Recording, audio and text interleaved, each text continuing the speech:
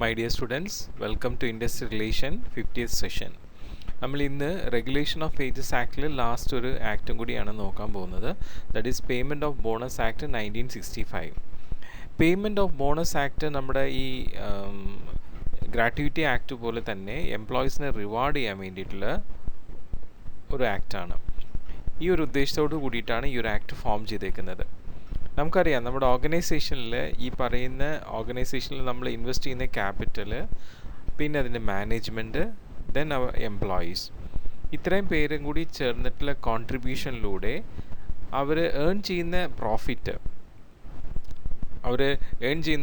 എന്ന് പറയുന്നത് ആ എസ്റ്റാബ്ലിഷ്മെൻറ്റിൻ്റെ ഒരു പ്രോസ്പെറിറ്റിയാണ്. ആ പ്രോസ്പാരിറ്റിനെ അവരെന്ത് ചെയ്യുന്നു, അവർ ഷെയർ ചെയ്യാനുള്ള ഉദ്ദേശത്തിലാണ് ഈ ബോണസ് എന്ന സംവിധാനം കൊണ്ടുവന്നിട്ടുള്ളത്.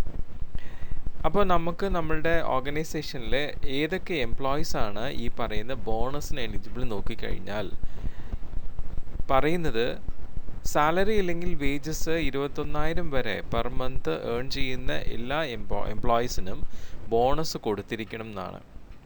പിന്നെ ഈ ബോണസ് കാൽക്കുലേറ്റ് ചെയ്യാൻ വേണ്ടിയിട്ട് നമ്മൾ എംപ്ലോയീസിൻ്റെ സാലറിയുടെ 7,000 ആണ് മാക്സിമം എടുക്കുന്ന എമൗണ്ട്. ഇപ്പോൾ ഒരു എംപ്ലോയിക്ക് 7,000 പെർ മന്ത് സാലറി ഉണ്ടെങ്കിലും ഒരു എംപ്ലോയിക്ക് 21,000 ആണ് സാലറി എങ്കിലും നമ്മൾ ബോണസ് കാൽക്കുലേഷന് വേണ്ടിയിട്ട് 7,000 ആണ് മാക്സിമം എടുക്കുക. അപ്പോൾ ദാറ്റ് മീൻസ് തുല്യമായിട്ടുള്ള ബോണസാണ് എല്ലാവർക്കും കൊടുക്കുന്നത് 7,000 ബേസിസിൽ. സപ്പോസ് ഒരു എംപ്ലോയിയുടെ സാലറി 7,000ലും എക്സീഡ് ചെയ്യുകയാണെങ്കിലും നമ്മളുടെ ഈ പറയുന്ന പേയ്മെൻറ്റ് ഓഫ് ബോണസ് ആക്ട് 1965യുടെ സെക്ഷൻ പ്രകാരം നമ്മൾ എന്ത് ചെയ്യുന്നു, അവരുടെ പെർ മന്ത് സാലറി 7,000 എന്നുള്ള കണക്ക് വെച്ചിട്ടാണ് ബോണസ് നമ്മൾ കാൽക്കുലേറ്റ് ചെയ്ത് കൊടുക്കുന്നത്. ഇനി നമ്മുടെ ബോണസ് ആക്ടിൻ്റെ പേയ്മെൻറ്റ് ഓഫ് ബോണസ് ആക്ടിൻ്റെ ഒബ്ജക്റ്റീവ്സ് എന്തൊക്കെയാണെന്ന് നോക്കാം. ഇത് ശരിക്കും നമ്മളുടെ ഗുഡ് വർക്കിനുള്ള റിവാർഡായിട്ടാണ് ഈ പേയ്മെൻറ്റ് ഓഫ് ബോണസ് കൊടുക്കുന്നത്. അത് പ്രോഫിറ്റും ലോസും നടക്കുന്ന സമയത്തും കൊടുക്കുന്നു. അതിൻ്റെ കാരണം ഞാൻ പറഞ്ഞുതരാം. പിന്നെ ഈ പറയുന്ന ബോണസ് കൃത്യമായി കാൽക്കുലേറ്റ് ചെയ്ത് അത് കൊടുക്കുന്നു. ഇതിൽ മിനിമം ബോണസും ഉണ്ട്, മാക്സിമം ബോണസും ഉണ്ട്. അതുമാത്രമല്ല അതിൽ ചില set off and set on mechanism ഉണ്ട്.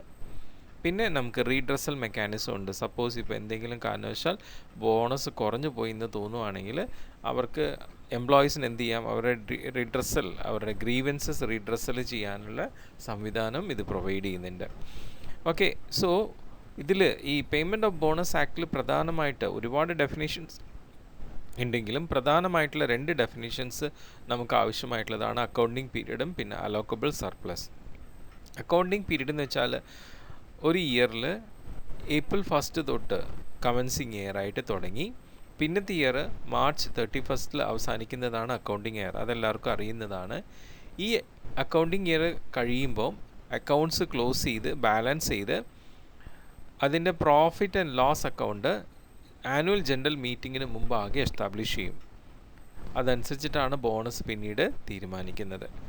അപ്പോൾ ഈ ബോണസ് ബേസ് ചെയ്യുന്നത് അലോക്കബിൾ സർപ്ലസിനെ ബേസ് ചെയ്തിട്ടാണ്. അലോക്കബിൾ സർപ്ലസ് എന്ന് വെച്ച് കഴിഞ്ഞാൽ നമ്മൾ ഇൻവെസ്റ്റ് ചെയ്തപ്പോൾ നമുക്ക് എത്രയാണ് എക്സ്പെൻഡിച്ചേഴ്സ് ആൻഡ് കോസ്റ്റ് വന്നിട്ടുള്ളത്, ആ എക്സ്പെൻഡിച്ചർ ആൻഡ് കോസ്റ്റ് മീറ്റ് ചെയ്ത ശേഷം നമുക്ക് അവശേഷിക്കുന്നത് എന്താണോ അതിനെയാണ് നമ്മൾ അലോക്കബിൾ സർപ്ലസ് എന്ന് പറയുന്നത്.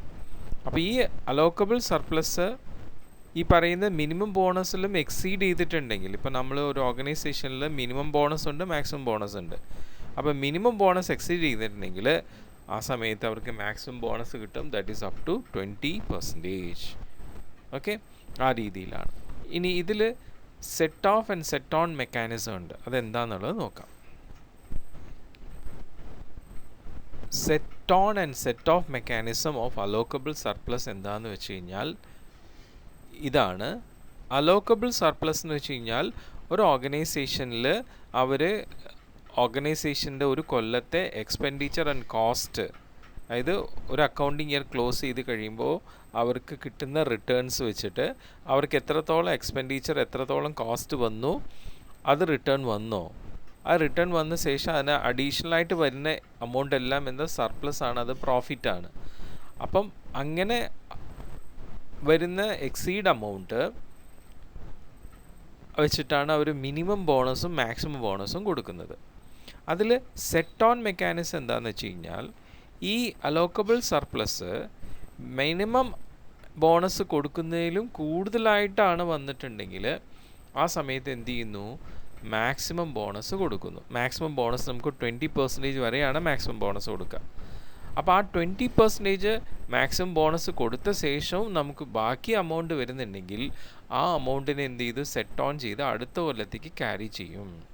ഓക്കെ, ഇനി നെക്സ്റ്റ് ഇയറിൻ്റെ അക്കൗണ്ടിങ് ഇയർ കഴിഞ്ഞ് നമ്മളെല്ലാം കാൽക്കുലേറ്റ് ചെയ്തപ്പോൾ നമ്മളുടെ അലോക്കബിൾ സർപ്ലസ് എന്ന് പറയുന്നത് ഒന്നും തന്നെ ഇല്ല. ആ സമയത്ത് കമ്പനി ലോസ് ആണ് എന്നുണ്ടെങ്കിൽ, നമ്മൾ നേരത്തെ ഒരു കണ്ടീഷൻ പറഞ്ഞിരുന്നു, കമ്പനി പ്രോഫിറ്റ് ആണെങ്കിലും ലോസ് ആണെങ്കിലും ബോണസ് കൊടുക്കണം. അപ്പോൾ ആ ബോണസ് ലോസ് പീരീഡിൽ കൊടുക്കാനായിട്ട് കഴിഞ്ഞ കൊല്ലത്തെ ഈ പറയുന്ന ക്യാരി ഫോർവേഡ് ചെയ്തിട്ടുള്ള എമൗണ്ട് അത് വെച്ചിട്ട് എന്ത് ചെയ്യും, മിനിമം ബോണസ് കൊടുക്കുന്നുണ്ടാവും. ഓക്കെ, എന്നിട്ട് എന്ത് ചെയ്തു, പിന്നത്തെ കൊല്ലം അത് സെറ്റ് ഓഫ് ആണ്, അതിൻ്റെ വേറെ ഒന്നും ക്യാരി ഫോർവേഡ് ഇല്ലേ, അതിന് സെറ്റ് ഓഫ് എന്ന് പറഞ്ഞു. സോ ഇതാണ് set on and set off allocable surplus in bonus. ഇപ്പം ഈ ബോണസ് എന്ന് പറയുന്നത് എല്ലാവർക്കും അപ്ലിക്കബിൾ അല്ല.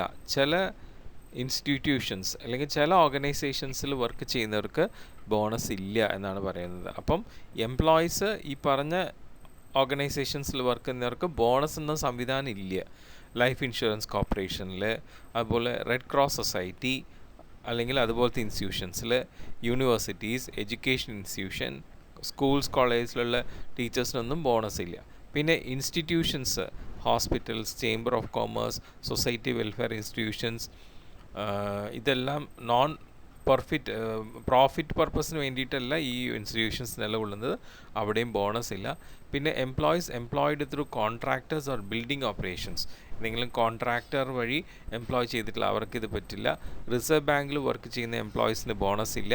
പിന്നെ ഇൻഡസ്ട്രിയൽ ഫിനാൻഷ്യൽ കോർപ്പറേഷൻ ഓഫ് ഇന്ത്യയിലുള്ളവർക്ക് ഇല്ല. ഫിനാൻഷ്യൽ കോർപ്പറേഷൻസിൽ വർക്ക് ചെയ്യുന്ന എംപ്ലോയീസിനില്ല. National bank for agriculture rural development അവർക്കും ഈ പറഞ്ഞ പോലെ ബോണസ് ഇല്ല. യൂണിറ്റ് ട്രസ്റ്റ് ഓഫ് ഇന്ത്യ, അതുപോലെ industrial development bank of India, IDBI, അവിടെയും ഈ പറഞ്ഞ ബോണസ്, ഈ പറഞ്ഞ ഓർഗനൈസേഷൻസിൽ വർക്ക് ചെയ്യുന്നവർക്കൊന്നും ബോണസ് ഇല്ല. ഇനി ബോണസ് കൊടുക്കുന്ന സമയത്ത് ഒരു എംപ്ലോയി മിനിമം 30 വർക്കിംഗ് ഡേയ്സ് അവിടെ വർക്ക് ചെയ്തിട്ട്, ഒരു പുതിയ എംപ്ലോയി സപ്പോസ് വർക്ക് ചെയ്തു 1 മന്ത് ആയിട്ടുള്ള അയാൾ വന്നിട്ട് അപ്പോഴാണ് ബോണസ് പ്രൊവൈഡ് ചെയ്യുന്നുണ്ടെങ്കിൽ, അയാൾ 30 ഡേയ്സ് വർക്ക് ചെയ്തിട്ടുണ്ടെങ്കിൽ അയാൾക്കും എന്താണ് ബോണസ് കൊടുക്കാം. നമ്മൾ ഈ പറയുന്ന എംപ്ലോയീസിൻ്റെ ഗുഡ് വർക്കിനെ മാനിച്ചുകൊണ്ടാണ് ബോണസ് കൊടുക്കുന്നത്. അപ്പോൾ അതുകൊണ്ട് തന്നെ ചില എംപ്ലോയീസിനെ നമുക്ക് ബോണസിൽ നിന്നും ഡിസ്ക്വാളിഫൈ ചെയ്യപ്പെടുന്നുണ്ട്.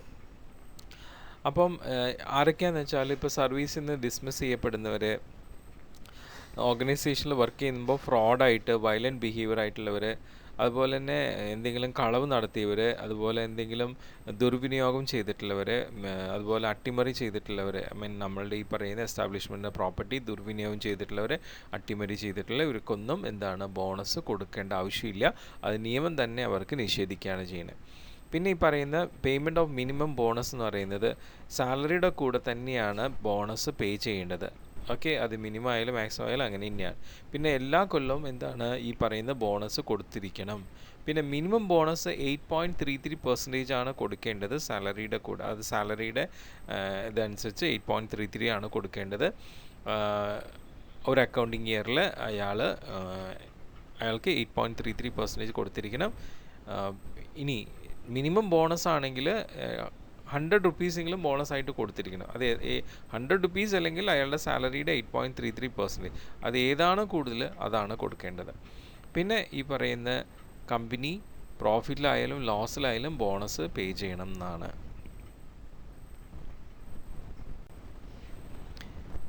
നമ്മൾ പറഞ്ഞു ഈ മിനിമം ബോണസ് കൊടുക്കുന്ന സമയത്ത് ഓൾറെഡി കഴിഞ്ഞ അക്കൗണ്ടിങ് പീരീഡിലുള്ള അലക്കബിൾ സർപ്ലസിൽ നിന്നും എക്സീഡ് ആയിട്ടുള്ള എമൗണ്ട് അതിൻ്റെ 20% മാക്സിമം ബോണസ് കൊടുത്തിട്ട് ബാക്കി വരുന്നതാണ് പിന്നത്തെ കൊല്ലം സപ്പോസ് ലോസ് ആണെങ്കിൽ മിനിമം ബോണസായിട്ട് കൊടുക്കുന്നത്. പിന്നെ വീണ്ടും ഒരു കൊല്ലം കൂടി ലോസ് ആയിക്കഴിഞ്ഞാൽ കമ്പനിക്ക് യാതൊന്നും ബോണസായിട്ട് കൊടുക്കാനില്ല. പക്ഷേ എങ്കിലും ആ സാഹചര്യത്തിലും ബോണസ് കൊടുത്തിരിക്കണം എന്നാണ് നിയമം പറയുന്നത്. അപ്പോൾ ചില സാഹചര്യങ്ങളിൽ നമ്മുടെ ഗവൺമെൻറ് എന്ത് ചെയ്യുന്നുണ്ടാവും, ഇത്തരം കണ്ടീഷനിൽ അവർക്ക് എന്ത് ചെയ്യും, ഒരു എക്സംഷൻ കൊടുക്കും. ഇക്കൊല്ലം നിങ്ങൾക്ക് ബോണസ് കൊടുക്കണ്ട. ഫോർ എക്സാമ്പിൾ ഇപ്പോൾ നമ്മുടെ കൊറോണ പീരീഡാണ്, ഇല്ല അടുപ്പിച്ച് 2 വർഷമായി. അപ്പോൾ ഈ 2 വർഷത്തിൽ ഒരു ഓർഗനൈസേഷൻ ഉണ്ടായിട്ടുള്ള നഷ്ടങ്ങൾ അത് വച്ചുകൊണ്ട് സ്റ്റേറ്റ് ഗവൺമെൻറ്റോ സെൻട്രൽ ഗവൺമെൻറ്റോ ഒരു നിയമം പുറപ്പെടുവിക്കുകയാണ്, ഈ സമയത്ത് ബോണസ് കൊടുക്കേണ്ടതില്ല എന്ന് പറഞ്ഞാൽ ആ കമ്പനിക്ക് ബോണസ് കൊടുക്കണ്ട. പക്ഷേ അതൊരു ഷോർട്ട് പീരീഡിലേക്ക് മാത്രമാണ്, ഇനി തൊട്ടങ്ങ് കൊടുക്കണ്ടെന്ന് ഒരിക്കലും ഗവൺമെൻറ് പറയില്ല.